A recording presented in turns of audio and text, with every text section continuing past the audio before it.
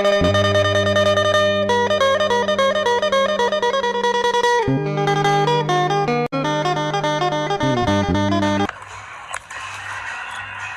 นี้เราสามัคคีกันเราจะไม่เบะปากใส่กันนะคะท่านผู้ชม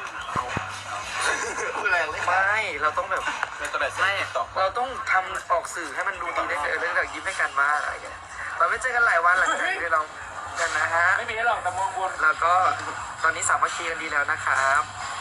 การมองลงมองมา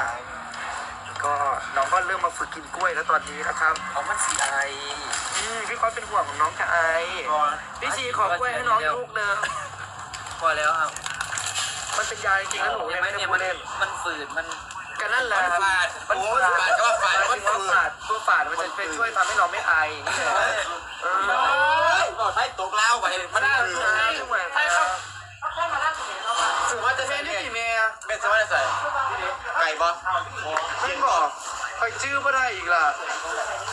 เอาไม่ได้ไม่ได้มาชื่อนามก่อนเอาไว้มันให้คำมองอันกินกล้วยบอกฝืนมันนำสันดอกเมืองเจ้าคนกับเมืองเช่นอย่างยังมาติดยากผู้กับเมืองเจ้า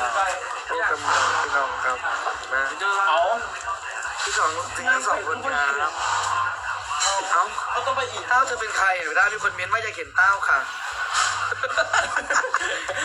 แล้วจะมาคอมเมนต์นี่พ่อแม่สิเป็นพี่น้องยี่โบนสติสร้างดาวเขาบอกว่าเ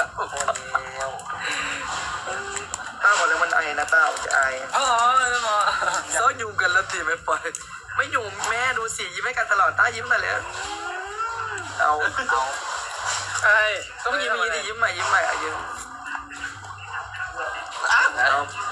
อาเมื่อกี้มองแสงแดดนิดนึงแดดเขาตาหนอไม่เป็นไรนกมาแต่เราก็ดอกนะพอใจงั้นลูกมะลิกินเข่าพี่บอกไหมซีบึงยังหรอวะครับโอ้ยซีรีส์เข้าวันนี้สามัคคีกันแล้วครับวันนี้ไม่หยุ่มกันตรงเมียเล่นมนเพราะว่าช่วงนี้มันเลยไม่มีเวลาหยุ่มกันเลยพี่น้องผมมีเวลาเบิกเป็นซีรีส์นี่แม่บ้านไม่ตื่นทุ่มครึ่งเมื่อวานในก่อนจริงๆตอนตั้งใจไปไลฟ์สดมากไม่งงมากเลยแบบลูกขึ้นบ้านนี้เสียงสนุกผมไม่มองเมื่อไหร่ในเต้นฉันเนื้อสนุกแบบอยู่ในผ้าห่มเลยตอนแล้วก็เปิดพัดลมนอนแบบยืดมากเลยตอนนั้นอ่ะมาเข้าใหม่ได้ที่ไหนอ่ะได้ตอนไหนก็หนูเดินไปวันนี้ได้ไหมที่ถือโทรศัพท์ไปนะนี้เมื่อคืนนี้เนี่ยแหมที่เดินเป็นไลฟ์อยู่ใช่ไหมตอนนั้นไลฟ์ต้องมาอยู่ตกใจมากเลยตอนนั้นขึ้นอยู่แห้งถ้าอยากกินผัดดีนไอไม่ได้นอนเด้อให้กินกล้วยไปแล้ว1 ลูกครับให้น้องกินกล้วยน้ำว้าแบบ